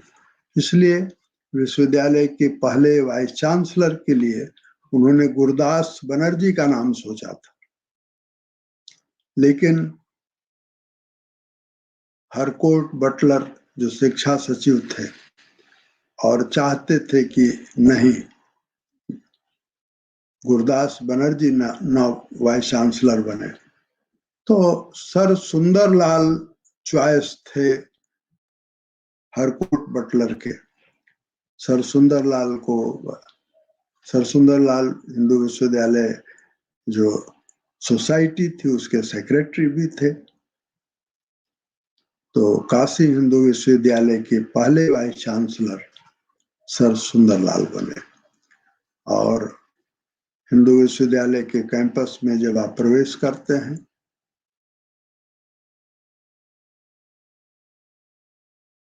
सुंदरलाल को जानना चाहिए हमें कि मालवीय जी का मिशन क्या था, यह उनके कहे और बोले शब्दों में हम खोज सकते हैं। 1 अक्टूबर 1915 को जब विश्वविद्यालय विधेयक पारित होने वाला था, तब उन्होंने जो कहा उसे ही मैं उनका मिशन समझता हूँ। उनके शब्द थे और अभी कुलपति जी ने जिसे अंग्रेजी में कहा उसी का मैं हिंदी अनुवाद आपको सुनाना चाहता हूँ। कुलपति जी ने जो मालवीय जी का 1 अक्टूबर का लेजिस्लेटिव काउंसिल का बयान है, उसी के कुछ लाइनें पढ़ी हैं, अंग्रेजी में बोले हैं, उसका हिंदी में आपको सुनाता हूँ। ज्योति और जीवन का यह केंद्र जो अस्तित्व में आ रहा है, उन विद्यार्थियों को तैयार करेगा जो ज्ञान में संसार के दूसरे भागों के विद्यार्थियों के समान ही नहीं होंगे, वरन उत्तम जीवन बिताने में, ईश्वर भक्ति में, देश प्रेम में भी परिशिक्षित होंगे। यह उनके भाषण का सार है और यही काशी हिंदू विश्वविद्यालय की स्थापना की सार्थकता, काशी हिंदू विश्वविद्यालय के संस्थापक का सपना भी इन्हीं शब्दों में है। किसी भी मनुष्य के जीवन की महिमा उसके अनुभव में होती है और यही अनुभव महापुरुष को महिमावान भी बनाता है। मालवीय जी के व्यक्तित्व का ही प्रभाव था कि वाइसराय लॉर्ड हार्डिंज भी अंततः मालवीय जी की भाषा में बोले और यह उनका पूर्णतः रूपांतरण था, ट्रांसफॉर्मेशन था। स्थापना समारोह में उनके भाषण का यह अंश इसका एक प्रमाण है। स्थापना समारोह में लॉर्ड हार्डिंज ने कहा कि धार्मिक शिक्षा की नींव, जो वाइसराय धार्मिक शिक्षा के नाम से चिढ़ता था, वह कह रहा है कि धार्मिक शिक्षा की नींव तथा धार्मिक वातावरण के संतुलित प्रभाव के बिना मानसिक और नैतिक संयम संभव नहीं है। केवल प्राध्यापकों के आदर्श जीवन इसमें सफल नहीं हो सकते हैं। खिसकती हुई रेत पर निर्माण नहीं हो सकता। मेरा अपना दृढ़ विश्वास है कि धर्म शिक्षा विहीन शिक्षा निरर्थक है। आप देखिए मालवीय जी के प्रभाव से उस समय का वाइसराय की आवाज बदल जाती है, उसका सोचना बदल जाता है, उसका चिंतन बदल जाता है और वह वही बोलता है जो महामना चाहते थे। यही मालवीय जी पहले दिन से कहते थे, जिसका अंग्रेज अफसरों ने बड़ा विरोध किया।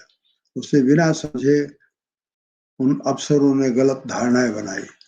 मालवीय जी स्वाधीन भारत और समुन्नत भारत के लिए जिए, जन्मे और जाते समय अपना जीवन संदेश दे गए। 25 वर्ष की आयु से 76 वर्ष की आयु तक कांग्रेस के मंच से और काउंसिलों में बैठकर सरकार के रूबरू होकर अंग्रेजी सरकार की जैसी आलोचना वे कर सकते थे, वैसा दूसरा कोई उदाहरण आप इतिहास में नहीं खोज सकते। अपने जीवन के उत्तरार्ध में वे अंतिम बार फैजपुर कांग्रेस में शामिल हुए थे और वह हम सब जानते हैं कि वह पहली कांग्रेस थी जो गांधी जी के कहने पर एक गांव में हुई थी। उस मंच से उन्होंने कांग्रेस को एक मंत्र दिया था, मैं वो आपको आज बताना चाहता। उसका विश्वविद्यालय से संबंध नहीं है, भारत की स्वाधीनता से संबंध है। उनके ओजस्वी और लंबे भाषण का यह अंश है। मालवीय जी ने फैजपुर कांग्रेस के मंच से कहा था, कांग्रेसियों, कांग्रेस के नेताओं,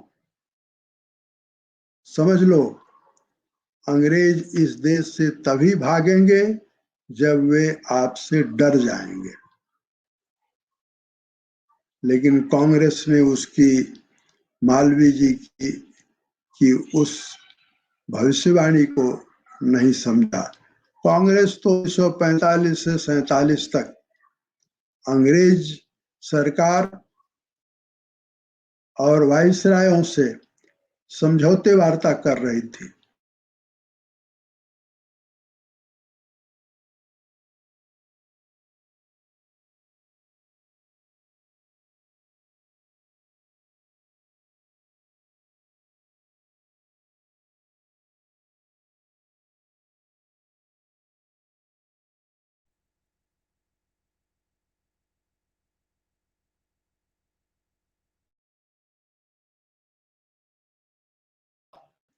अगले ही दिन 19 फरवरी 1946 को लॉर्ड क्लेमेंट एटली ने हाउस ऑफ कॉमन्स में भारत छोड़ने की घोषणा की।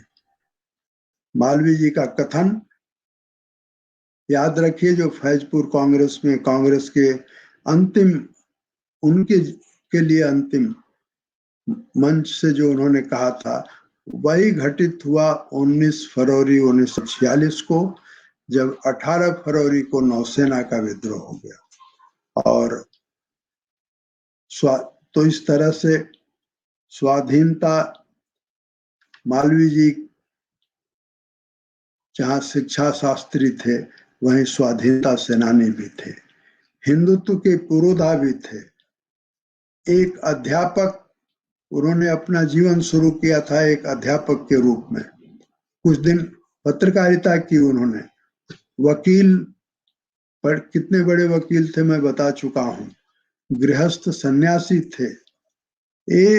एक जीवन में हजारों कार्य जो कर सके उसके वो उपकरण बने, और सार्थक जीवन की रीत उन्होंने कैसे सार्थक जीवन जिया जाता है इसका रास्ता दिखाया। मैं अंत में कहना चाहूंगा कि नई शिक्षा नीति और योग्य नेतृत्व काशी हिंदू विश्वविद्यालय को महामना के सपने को पूरा कर सकने में समर्थ बना सकता है।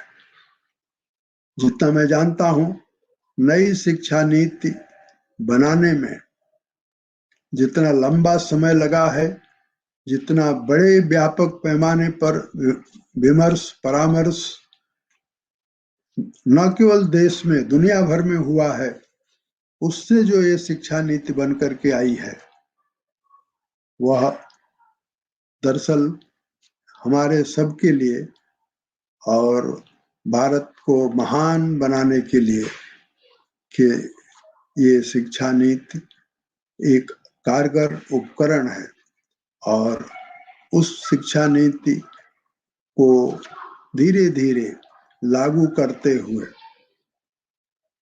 काशी हिंदू विश्वविद्यालय महामना के सपने को पूरा कर सकता है। मैं बहुत दिनों से ये शिक्षा के क्षेत्र में खासकर विश्वविद्यालयों के लिए मैं कहता रहा हूं कि क्यों ये जो सिलेबस का सिस्टम है, जो जड़वत है, उसे तोड़ा जाना चाहिए। अगर कोई गणित और कोई संस्कृत दोनों साथ पढ़ना चाहता है तो उसे पढ़ने की आजादी होनी चाहिए। नई शिक्षा नीति ने ये अवसर दिया है। यहाँ मैं महामना की स्मृति को नमन करता हूँ, आप सबका आभार मानता हूँ, और हिंदू विश्वविद्यालय जिसने मुझे एक सार्थक जीवन की राह दिखाई, उस विश्वविद्यालय को, उस विश्वविद्यालय के भविष्य के लिए मैं अपने ईश्वर से प्रार्थना करते हुए अपनी बात पूरी करता हूँ।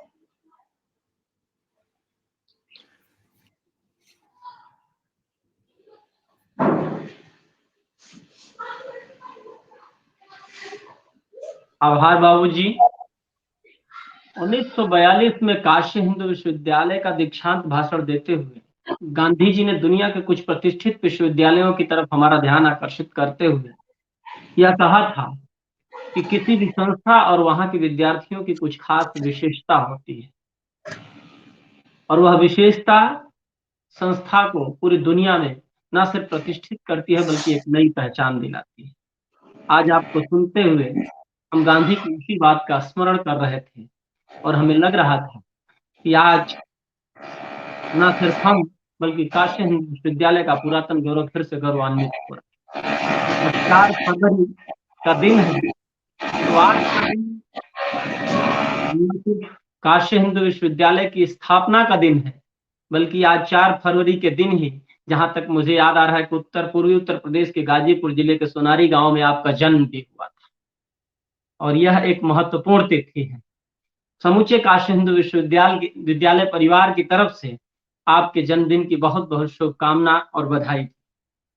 मैं पूरा छात्र प्रकोष्ठ की अध्यक्षा हमारी chairperson professor Sushila Singh ma'am से निवेदन करता हूं कि आज के इस पूरे स्वागत व्याख्यान, उद्घाटन व्याख्यान या फिर हम कहें कि स्थापना श्रृंखला के लिए अपना धन्यवाद अर्पित करें। Professor Sushila Singh ma'am.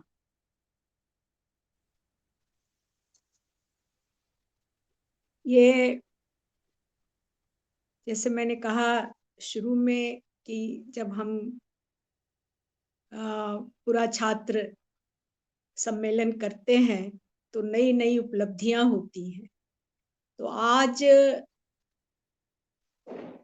BHU connect की यूनिट ने जो ये ऑर्गेनाइज किया अलुमनाई सेल की तरफ से, और राय साहब का व्याख्यान निरंतर करीब इतनी सारगर्भित, जो उन्होंने कहा कि सारगर्भित ही नहीं, फैक्ट पर आधारित थी।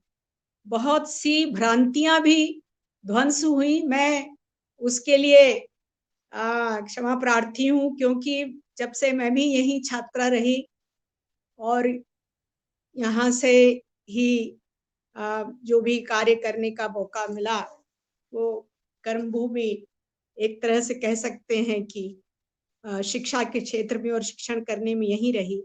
तो जब भी कार्यक्रम होता था तो बसंत पंचमी को होता, तो शायद मैंने इसको तथ्य को चेक नहीं किया था और इसीलिए कहा कि 4 फरवरी 1916 को जो है वो शायद बसंत पंचमी थी। मैं बहुत बहुत आभार व्यक्त करना चाहूंगी।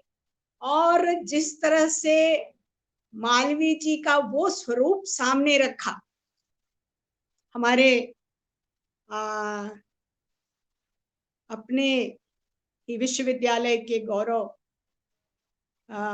राय साहब ने बहुत सी चीजें, और हार्डिंग को कभी मैं इतना अच्छा व्यक्ति नहीं समझती थी सर, आपने वो भ्रांति भी दूर की।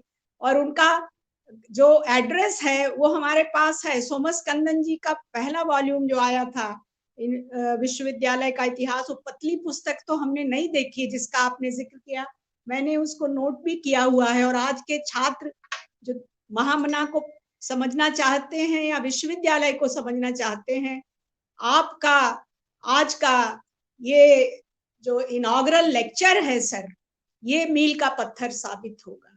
मैं धीरेन्द्र जी से कहना चाहूंगी कि इस व्याख्यान को पूरा का पूरा रिकॉर्ड करके उसको लिखित रूप में भी हमारे छात्रों को, छात्राओं को इसकी प्रति मिलनी चाहिए, जिससे विश्वविद्यालय की स्थापना किस प्रकार हुई।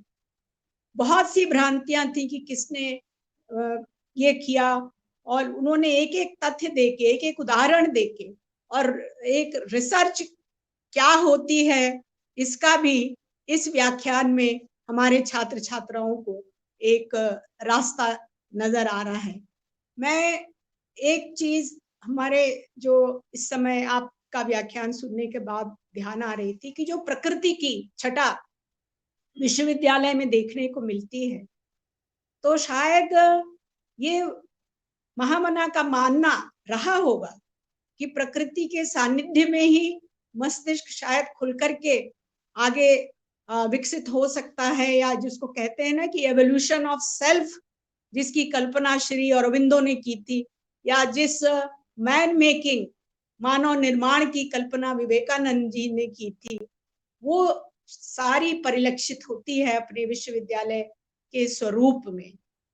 और मुझे याद आ रहा है किसी जमाने में जिस समय सर यहाँ पर अध्यापक संघ हुआ करता था, कुछ समय के लिए मैं भी अध्यापक संघ की अध्यक्ष थी, और उस प्रेसिडेंट ऑफ इंडिया यहाँ आए थे, वो स्वर्ण सिंह, यहाँ हम लोगों ने एक्ट के लिए पूरा आपने कहा ना कि विश्वविद्यालय कैसे ऑर्डिनेंस पे चल रहा है, तो एक्ट लागू होना चाहिए और ऑर्डिनेंस खत्म होना चाहिए, ये अभिलेख दस्तखत करवा करके, और यहाँ पर जो गेस्ट हाउस है वो गवर्नमेंट का, वहाँ हम लोगों ने जा करके पूरा प्रतिनिधि मंडल मिला था उनसे और मिल करके उसको दिया था।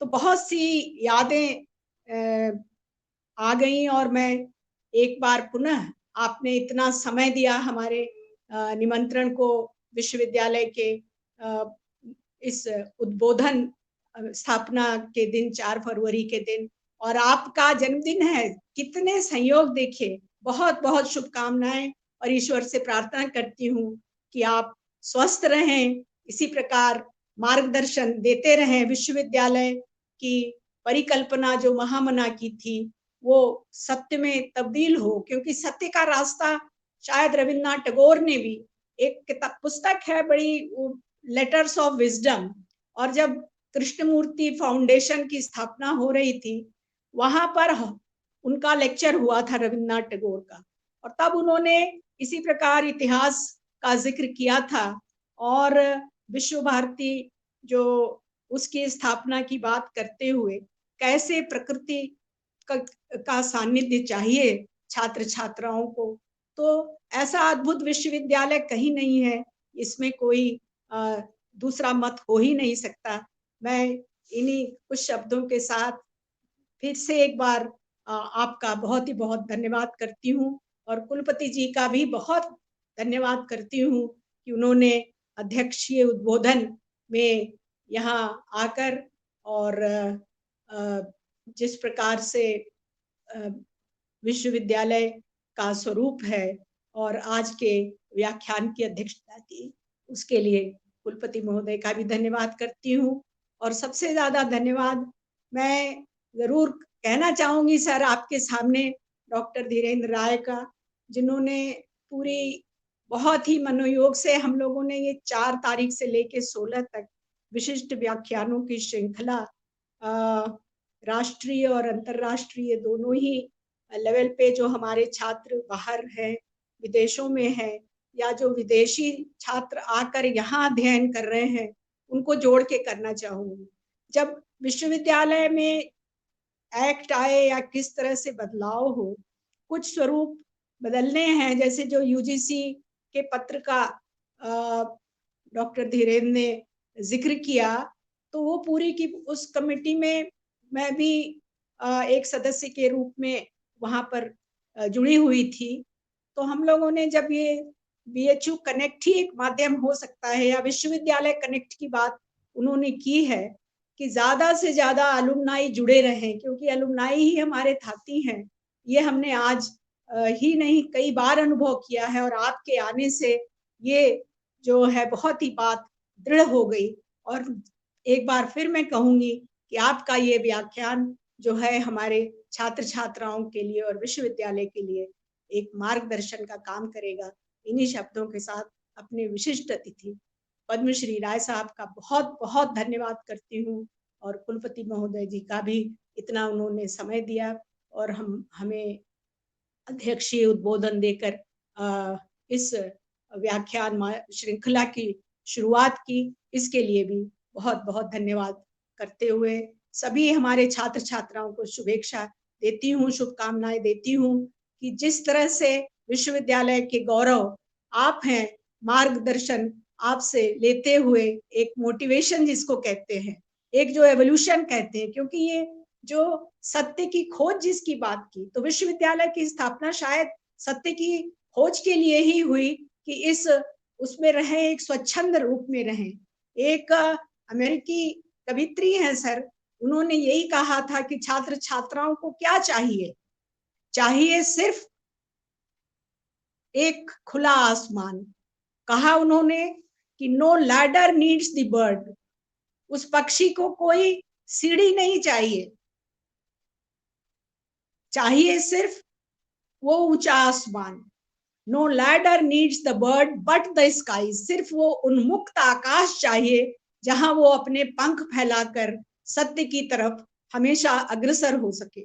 मैं पुनः आपका बहुत धन्यवाद करते हुए, आभार व्यक्त करते हुए, विश्वविद्यालय परिवार की तरफ से आभार व्यक्त करते हुए मैं अपनी बात यहीं समाप्त करती हूँ, और पुनः आपके विश्वविद्यालय आगमन की प्रतीक्षा में रहते हुए हम लोग आज यहीं फिर आपका धन्यवाद करते हैं। धन्यवाद सर। बहुत बहुत आभार मैम। आभार मेरे जीवन आदर्श परम आदरणीय बाबूजी का, आभार कुलपति महोदय का, और आज हम इस स्वागत व्याख्यान श्रृंखला को यहीं विराम देते हैं। कल फिर अपने एक पुरातन गौरव के साथ हम जुड़ेंगे और यह श्रृंखला अनवरत 16 फरवरी तक चलती रहेगी। बहुत बहुत आभार, बहुत बहुत अभिनंदन।